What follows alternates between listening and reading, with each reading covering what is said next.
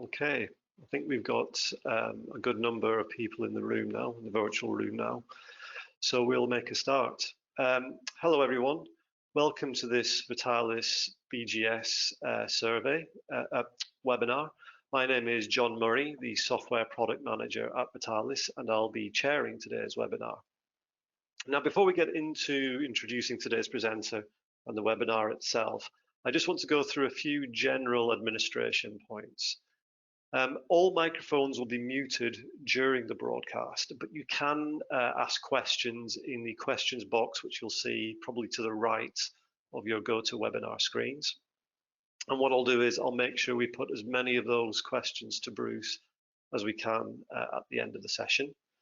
We will be recording it, and we'll make a recording of this webinar available to all of you as soon as possible after the event.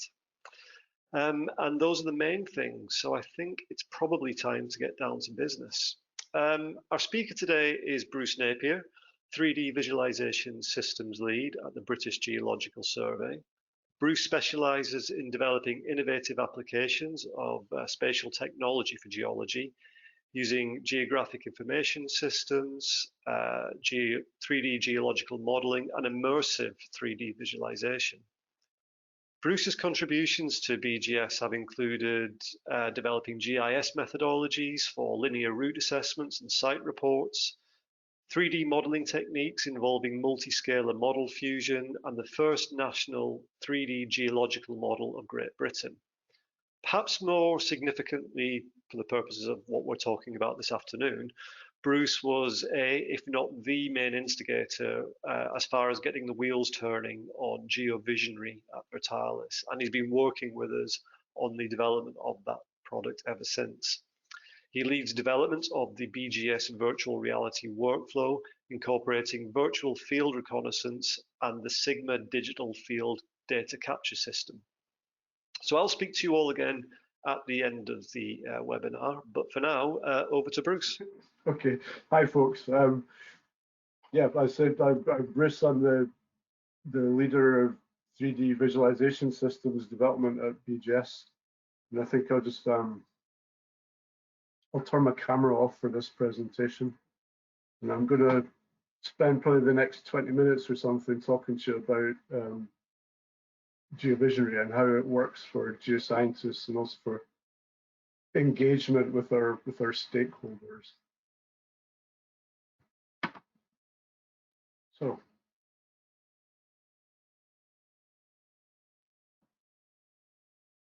So GeoVisionary. A little bit about BGS first.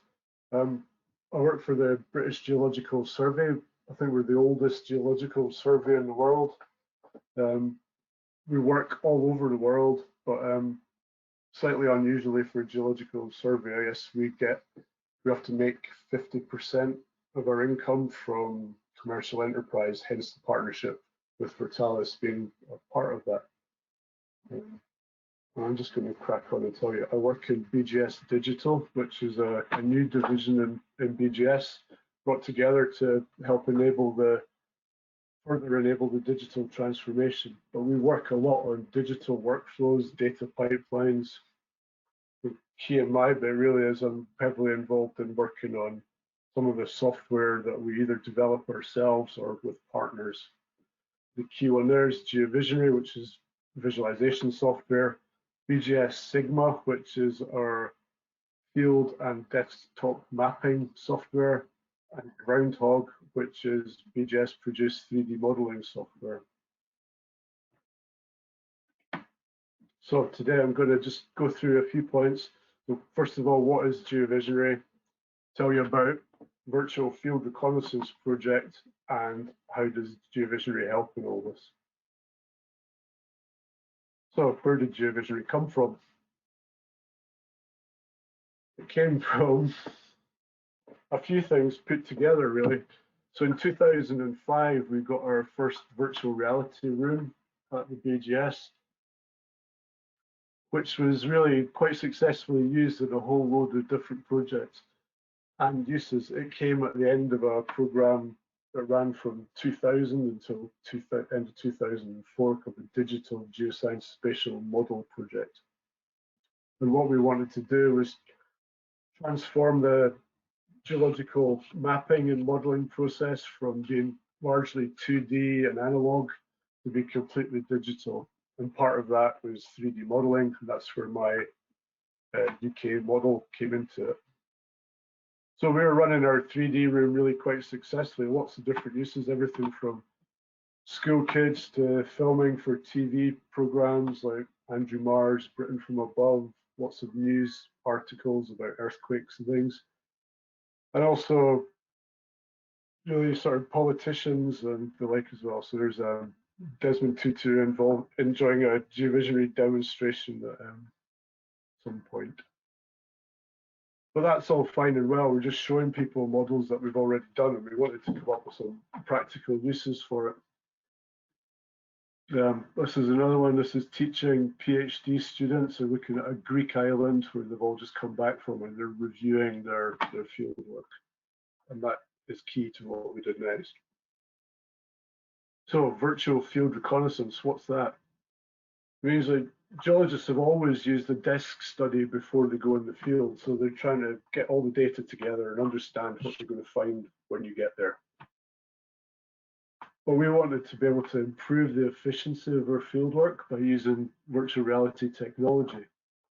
And one of the initial steps we took was looking at small bits of terrain model with a little bit of air photo on it, and you could only do limited area with the technology that we had at the time. So it was a bit frustrating having to recreate these tiny little models all the time, and you spent an awful long time putting them together. And that was mainly down to software deficiencies at the time. We couldn't find anything that met our needs. So our needs being defined by me getting about 30 different scientists from across the BGS in a room and just sticking post-its on the wall of what we needed this software to do.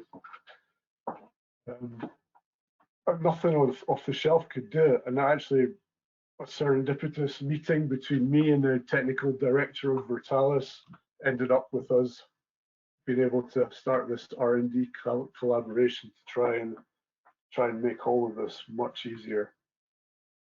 And it did. We got a prototype pretty quickly within a few months, and we were immediately able to view entire data sets at once. So the BGS had spent something like £1 million on the first 5-meter digital surface model for the whole country, and we couldn't use it. So we're like, what are we going to do with this data? But the prototype virtual field reconnaissance tool solved that. And not only the terrain model, we were able to put all of our air photos on it. We were able to put all of our geological maps. So we thought this is pretty cool, and it's got applications outside of BGS. So we were able to work together and commercialize it, and it's now a product that we know as GeoVisionary. So again, back to why VFR is useful. We use lots of different data types in a busy geological survey or mining company or environment agency.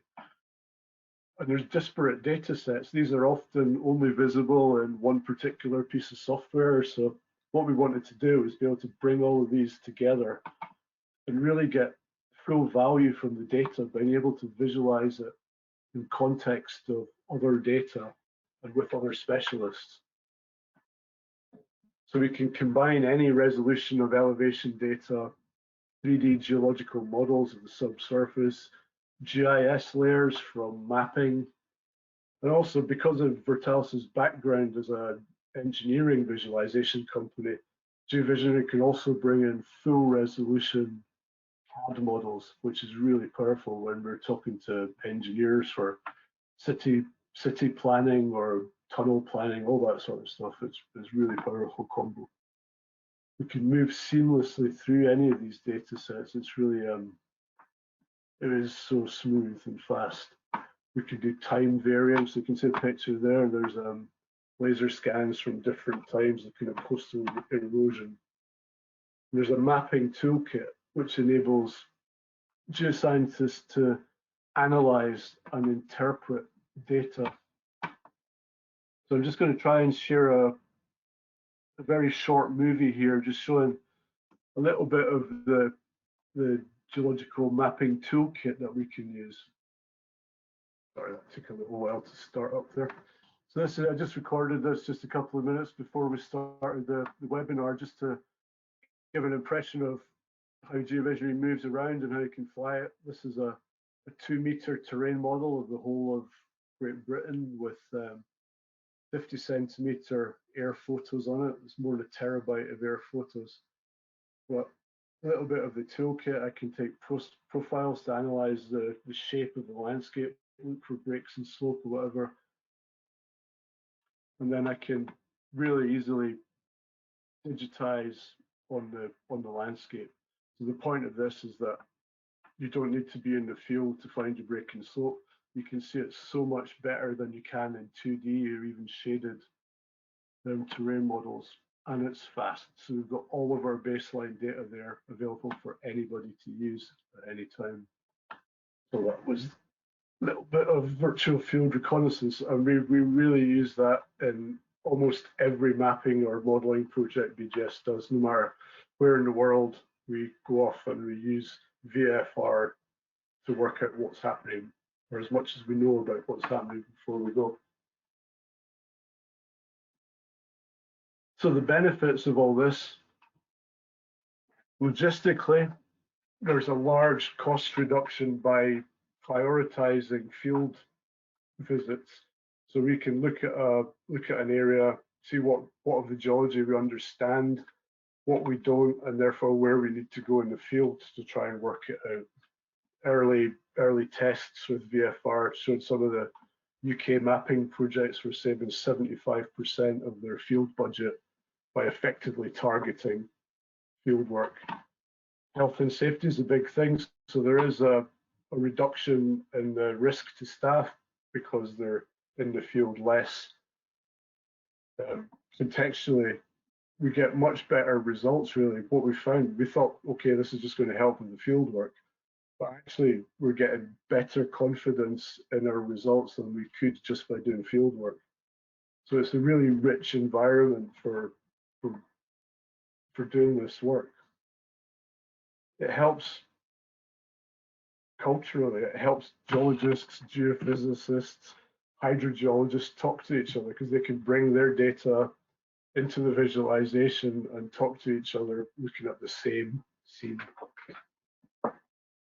It also helps with old school classic problem of geology, which is everybody goes off and maps their own area, comes back, and then you've got edge matching problems on maps, which can take a long time to resolve. The whole team are in the 3D room before they go, then they can start to think along the same lines together. And for us, it was what we call a killer app in the digital workflow. We had parts of a workflow that were digital, but really what GeoVisionary did in the virtual field reconnaissance project is that we didn't have to step back to analog at any point. So the whole thing becomes a digital workflow, and it was really the first complete digital transformation of our work. So the work part's great, but then we can communicate it much better by showing these 3D views in context. So you can just tell people why what you've done is a good thing to have done. So my interpretation is right because look at this. It's really powerful on that front. So that was really all capable with the very early versions of GeoVisionary, but we've been developing it further. I think we must be on the 8th or 9th version now. Multiple terrain models is the big one. You haven't got the same resolution for everywhere, so we can now patch all these together automatically, no hassle, just put it in. And it can show the landscapes changing. So if you're a miner, you can show how the pit will evolve and then be remediated at the end, so you can talk to the government about what you're going to do to restore the environment. You can digitize in anything. Initially, you could only digitize in the terrain, but now we can link up boreholes, point clouds, voxel models to build your 3D data set. More boreholes, 3D models from our software. We've built a link from ArcGIS. If you're actually in a 3D room with ArcGIS on a tablet PC, it thinks it's in the field, so it maps, you move around in GeoVisionary and the Arc map follows you, or vice versa. You can send data back and forward. We can bring in web services, including JSON stuff from sensors, which is going to become increasingly important in the future with like live environmental monitoring.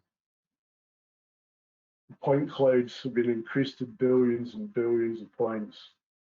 My biggest one, I think, was 27 billion points. It didn't really pose a problem. We can connect to databases, do live GPS tracking or static GPS tracking. Again, you're looking at how your confidence in the field, where have you visited, what points did you go to? And if you're in a mine, you can be tracking vehicles. One job we were doing in Brazil, the health and safety was an issue, so our vehicles were being GPS tracked, and we were able to show where we'd been, show we hadn't been to any sort of forbidden areas. You can share these visualizations across the network. So during the lockdown of the last almost a year now, we've been using our VPN to share visualizations, both looking at the same GeoVisionary scene. We use slope and aspect maps, which help bring out features in the landscape. And really, really powerful feature is creating your own plugins. So you can write software plugins for GeoVisionary to help it do pretty much anything you can imagine. It was really powerful.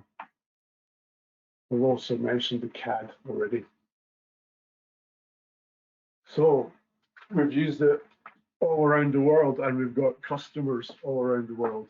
It's quite nice to see something that came from a small science collaboration between Vertalis and BGS having such a wide reach. So one of my favorites, I usually put it first, was we were working with planetary scientists mapping the surface of Mars, helping to look for landing sites. In Brazil, mining companies are using it for exploration. Chile, VFR, helping accelerate the government mapping program of the country. There's a tsunami in Sulawesi. BGS helped with the aftermath of that by helping to map coastline changes and debris fields, that sort of thing. Afar in Ethiopia, the Afar Rift, there's a new ocean opening, and BGS scientists were able to use GeoVisionary to map lava flows, work out what order they happened in. There's a big project in Malaysia that I'll tell you about later. The rest, all sorts of things. Mineral exploration in the Democratic Republic of Congo, mining geology in South Africa, petroleum exploration in Tajikistan, and the list goes on and on. So there's been a really wide range of applications to GeoVisionary. And it is very powerful for engaging stakeholders. These stakeholders can be really wide-ranging. It could be just a bunch of geologists talking to each other, they're interested, then they've got to tell the bosses what they've thought. Or it could be mineral exploration licenses, you've got to talk to the authorities about where you're planning to do, what sort of environmental impact it's going to have. And because you can put all this data together in a really easy way to understand, it is very accessible. It makes the mystery of the underground really reveal itself to those that probably don't know what's happening underground. And an important one is the social license. People are sort of rightly a bit worried sometimes about large infrastructure projects or suspicious of what's happening underground. And by using a tool like GeoVisionary, you can show what the plans are, where the drill holes are going, what they're going to do. Does it come near an aquifer? All these sort of questions can be answered by providing a really rich visualization.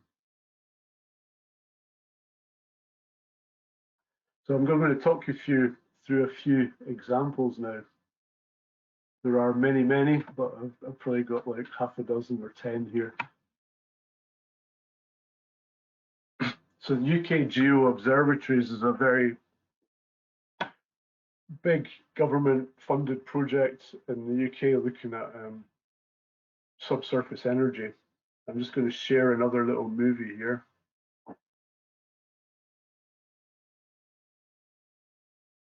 So this is a short movie showing a visualization I've built for the Glasgow Geo Observatory, and it's about finding out if there's a possibility of extracting geothermal energy from abandoned mine workings.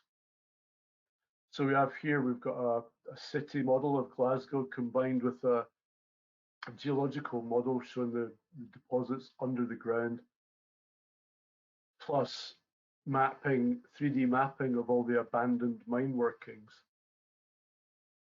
So it shows the location. You can see the River Clyde there. You can see some football grounds. So people from Glasgow can relate to this. And we use visualizations like this at town hall meetings or other stakeholder events just to show what we're up to.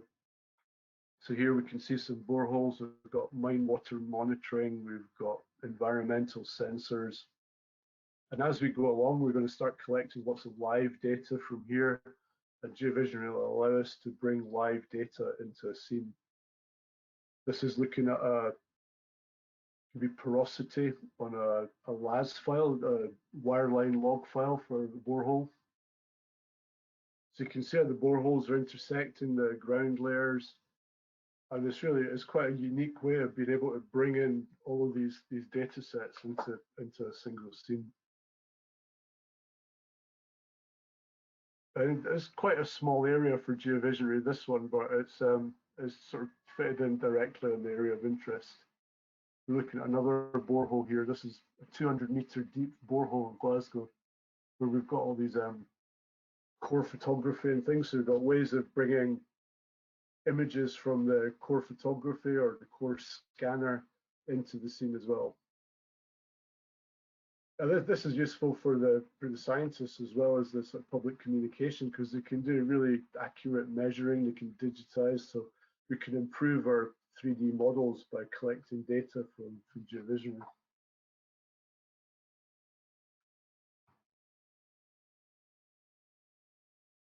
And that's it. So there's so many different data sources in there, and that's a really powerful thing of GeoVisionary as a sort of big data bucket.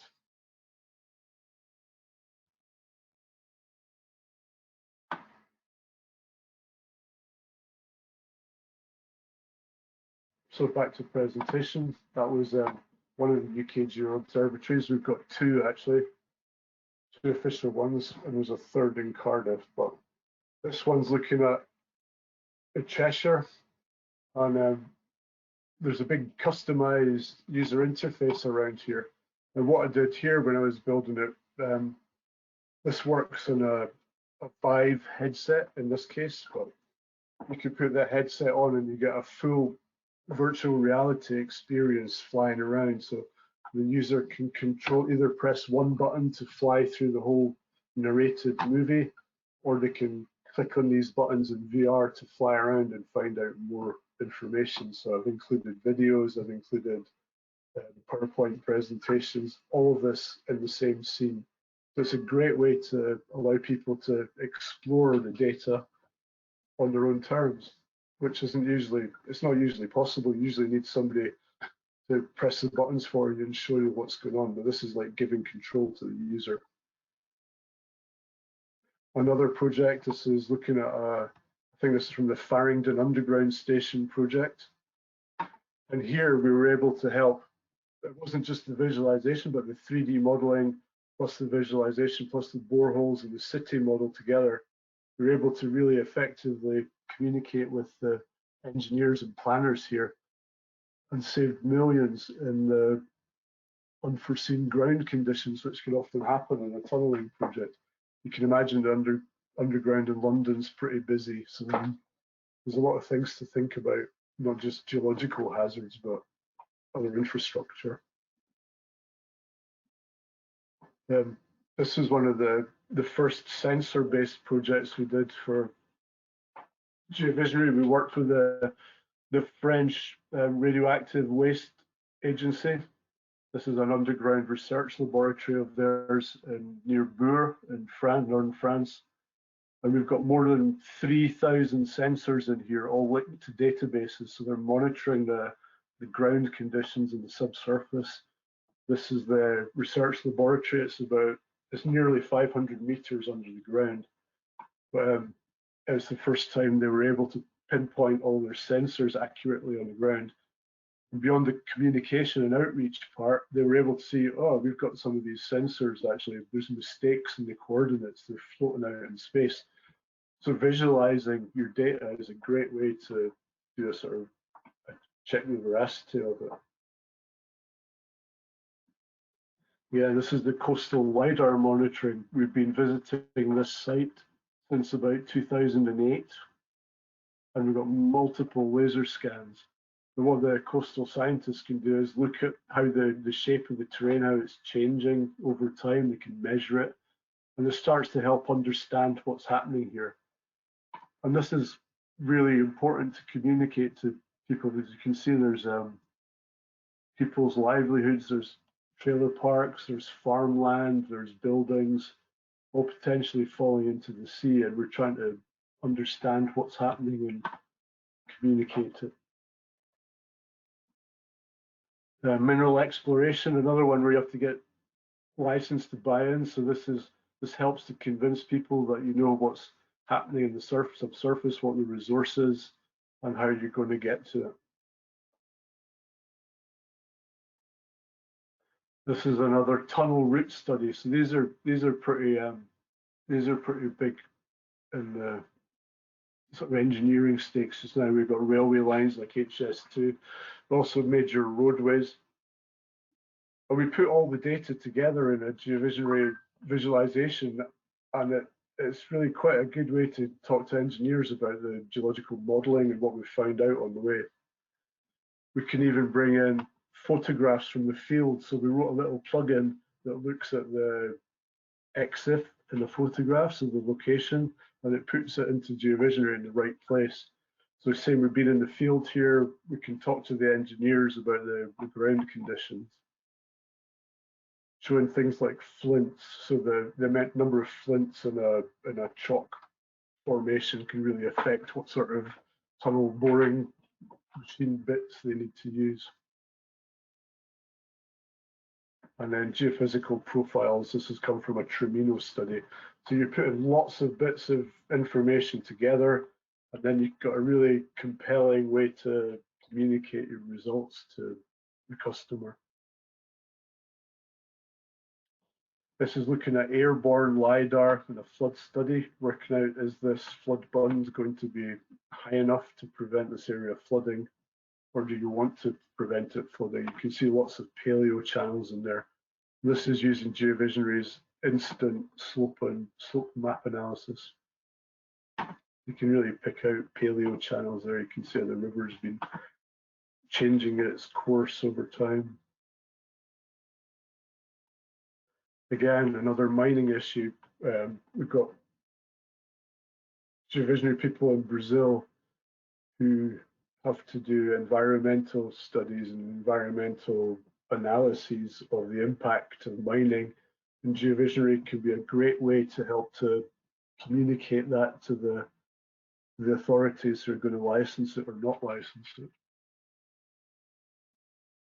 And again, this is using our 3D room. This is looking at a city model here, but combining data from all these different sources to help decision makers really understand what's going on and therefore accelerate the decision making. We do a lot of volcanology projects and sort of societal impact. So this is, you can actually find this on the internet if you want to have a look up. But one of our projects is called Striva, and it's talking about communicating volcanic hazards to people living in areas affected. And this is one from Colombia, where actually 25,000 people were killed by a small eruption a number of years ago. So we were able to build a GeoVisionary visualization and then take it out to the local community. So we're visiting schools and town halls and showing people the mapping of the previous lahar, so the volcanic events, showing them where there's seismic events under the ground. So really helping people understand the possible impact of the volcanic area they live in. This is a script that we've written to connect to the Environment Agency in England's flood monitoring layer, so looking at live data along with all the other data in the GeoVisionary scene, and you can bring in all this live stuff too. This is in the city of York. We're looking at environmental sensors, so air quality, water level, and a really high resolution model of the city built from UAVs. Again, GeoVisionary has been sort of uniqueness in being able to combine these huge data sets above and below ground, plus live data from sensors. And this was used for the city council. They're looking at this data, and it really gives people who don't necessarily have much of a grasp on the subsurface a really clear picture of what's happening. Onshore, offshore is another big one. You could be looking at surveying pipes, so you could be looking for possible offshore landslides. So we did some work, I think it was off Fiji, looking at mapping subsea landslips. But just to show that it's not just all based on land, we can combine land, onshore and offshore. And this is actually really useful. It's one of the things that we were able to do early on with GeoVisionary. It's like, oh look, we don't have a white stripe around the coastline anymore. We can match up the onshore and offshore mapping. This was another public engagement thing for a local area. We're looking at landslide hazards in Nepal, and quite similar to the Colombian project. We were able to take this out to the local communities and the geologists in Nepal and help them to understand the sort of landslide hazards in these really steep valleys. Again, just showing multiple data sources in one scene. We've got a 3D model of the UK combined with cross sections from groundhog, combined with the live flood alerts and level monitors from the EA.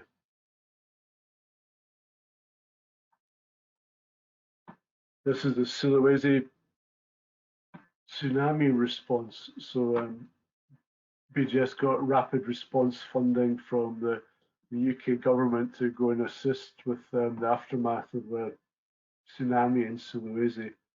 So a lot of that was to do with mapping the damage and how sediments had been shifted and changed. And the final example, this is really recent.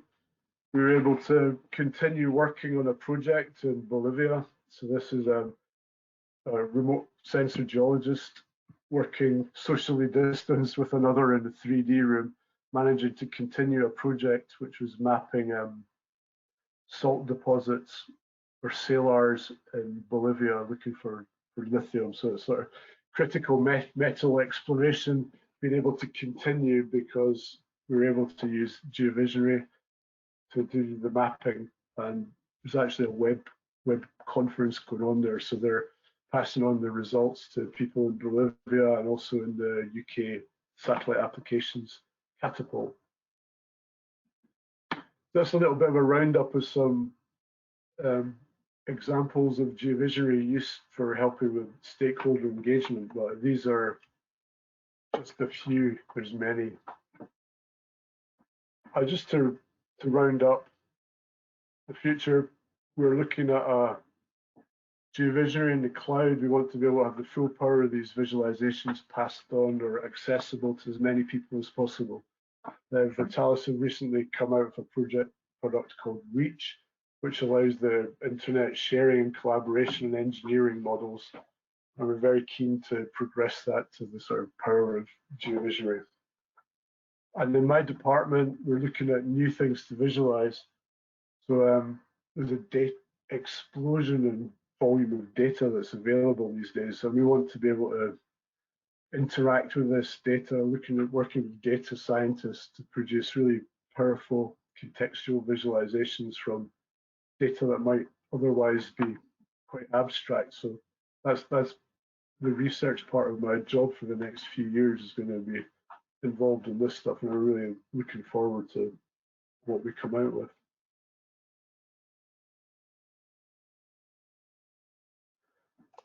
And many thanks, Bruce. Oh, sorry, yeah, of course. I mentioned a project in Malaysia.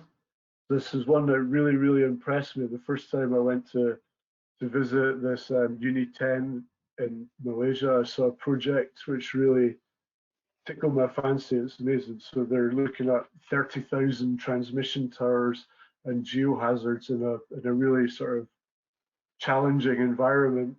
And there's a webinar about this next week, and it'd be really great if you could join in to find out from Dr. Rahayu what she's been doing here, because it's really impressive.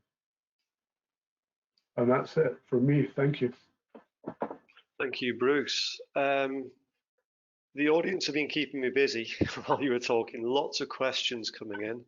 I'm just capturing the last one. What I've tried to do is group them by theme, because there's been some repeats. So I'm hoping that if you don't hear your question word for word, I'll have managed to wrap it up in a question which gets you to the right point. But let's see how we get on. First one, hi Bruce, magnificent presentation. From a user learning perspective, can users access video experiences preparing and loading the different types of data, GIS, point clouds, LiDAR, collada models, animation capabilities?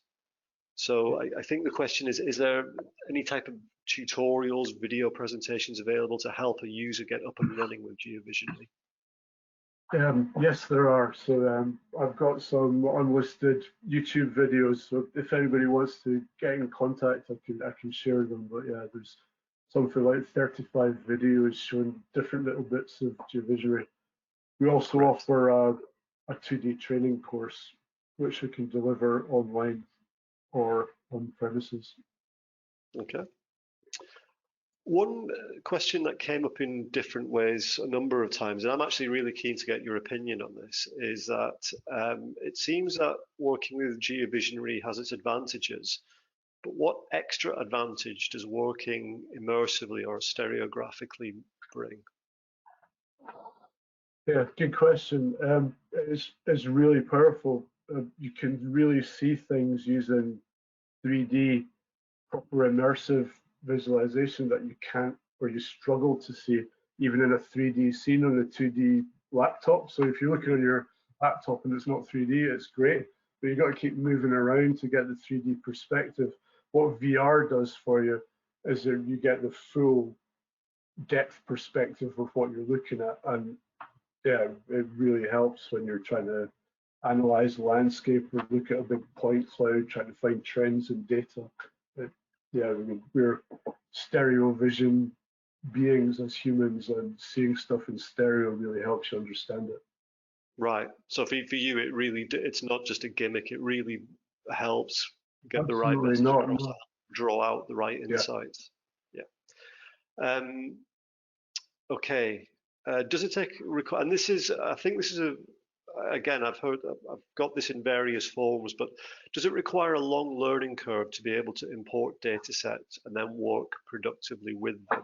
So if I'm someone who's graduate level geologist or geoscientist of some description, how quickly would you expect me to be able to generate useful scenes for my work?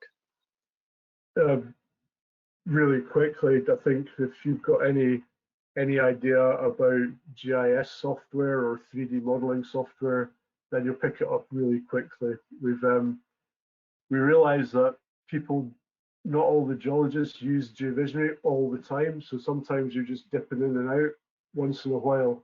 So we've made it as easy as possible to use. So there's very simple data conversion tools, and a lot of stuff you just load up straight away. So some people don't even need the training course. I can sit with them for half an hour and they get the gist of it, or even on their own, they can just like work through it. Yeah. I would say that, again, keeping to that general theme, one of the things that Visionary Render and GeoVisionary have been built upon is that you shouldn't have to be a coding expert, a software engineer to develop this. They're both designed to be engineering visualization tools.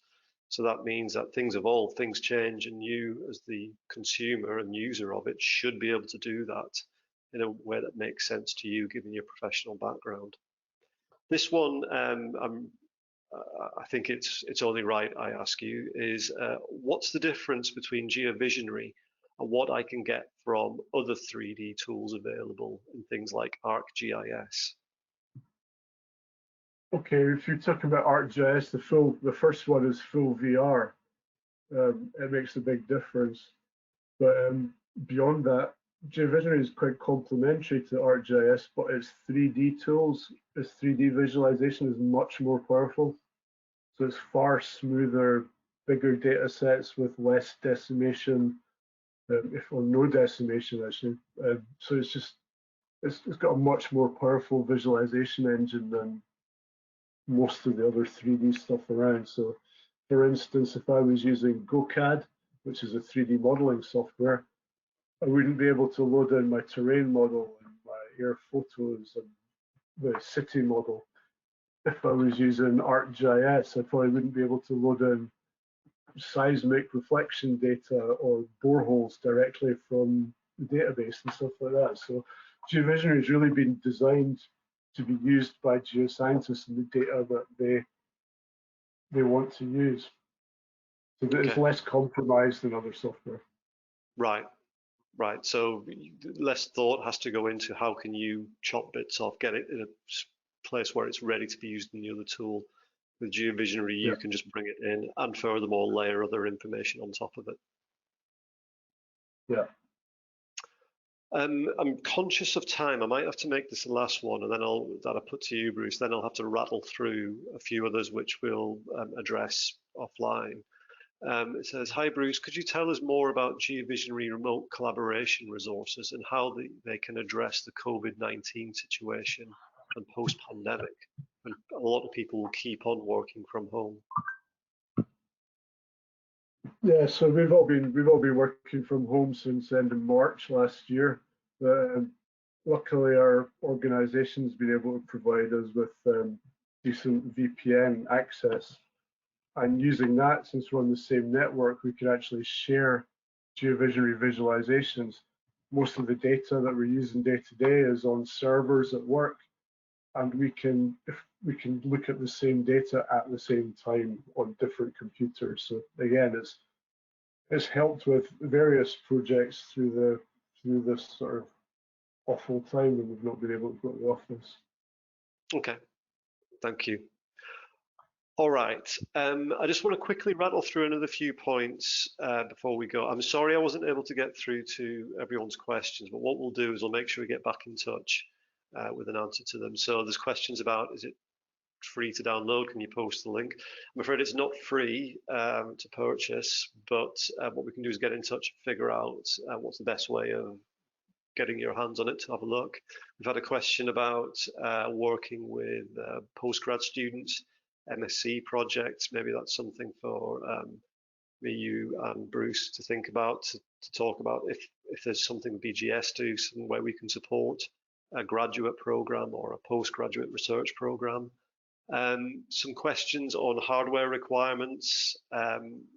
Rather than try and remember them now, what I will do is I'll get back in touch with you, or someone will, with some more details on how GeoVisionary 3 will work. I think those are the main ones. I know there's some more that I've missed, but I think those are the main ones. I just want to reassure you we will be in touch about those. Final point from me then, before I wrap up, I would urge you to, if you can, make next week's webinar from Uniten. It is a Uniten webinar where we'll be asking Dr. Rahayu about the work her team did in managing electricity infrastructure in Malaysia. It's a really it's a really good application. Many of the principles you'll have heard Bruce talk about today will be able to go into a lot more depth about the specifics, how they use stereographic projections, active moves to plan and to manage their assets. So that's at 9 o'clock next Thursday, the 18th of February. If you want to register, you can go to vitalis.com and you'll see a page for it under our events section. So vitalis.com, under events, you'll find a link there. Beyond that, it only remains for me to say thank you again to Bruce for putting this together. Thank you very much for attending and asking all the questions.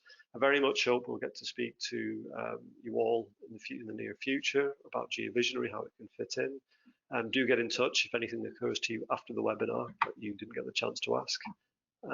But otherwise, that's it. Thank you and goodbye. Cheers, bye. Bye.